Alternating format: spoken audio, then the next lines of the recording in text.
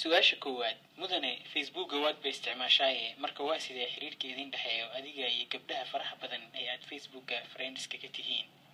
qaarkeedna maxaa qoraallo badan oo maxaan ku rahdaa aaraa oon isku dibsanaa jiro qaar telefoonaan iskula hadalnaa qaar waan kulannay qaar haddaan kulamo badan ku ballansannahay gabdho soomaali ah ayaa sawiro ayagoo qaawan ama dhar khafiif ah wata facebooka soo gashta sidee u aragtaa arrinkaas madaxweyne aad iyo aad ayaan anugu kullayba raalli aan uga nahay dad ayaa kugu eedeeya oo qaba gabdhaha yaryarka ah inaad sawiradooda facebooka ka xadid oo mobaylkaa ku shubaytid kadibna wasiirada aad tustid marar badan ayaa lagugu eedeeyey arrinkaas maxaa ka jiro madaxweyne qofkii qabaa dadku way qabi karaan aniguna waan qaldami karaa laakiin dee ilaahay hadda cid dacwad nagu soo oogtay oo noo haysatana maynan arag public consumptionka laakiin dadku waxay doonaan waa isaga hadli karaan jacaylka facebook markii laga hadlo shukaansiga cilaaqaadka iyo wada hadallada iyo ballamaha iyo sheekada waqtiga dheer lagu bixiyo badanaa waxaa la arkaa inay meel cidlo ah ku dhammaadaan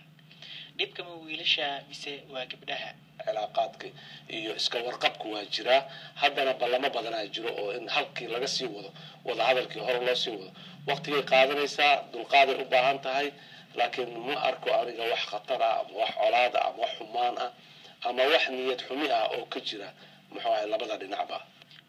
waxaa lagugu xantaa in facebooka aad ku darsatid gabdhaha gowlada jubbooyinka ku qortay bes maxaa ka jiro arrinkaas jubbooyinkadii maahan maxaan ku raha gobolladoo dhan cumar cabdullaahi oo doctor xabeeb facebook kusoo gala waxa uu ku dhahay gabdhaha facebook markii laga tago ragga kugu soo darsada ma ku tala jirtaa inaad aqbashid aada u weyn aadaan ugu tala jirnaa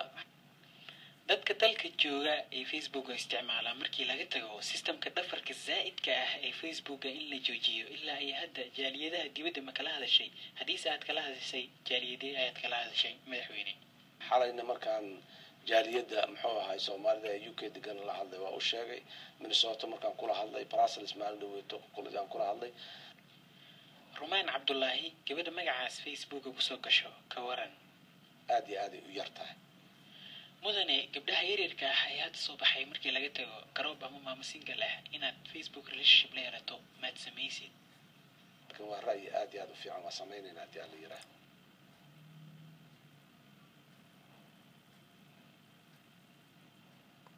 dadaalka iyo muxuu ahaay professionalismka oo waa ku mahadsan yahay amaana wuu ku mudan yahay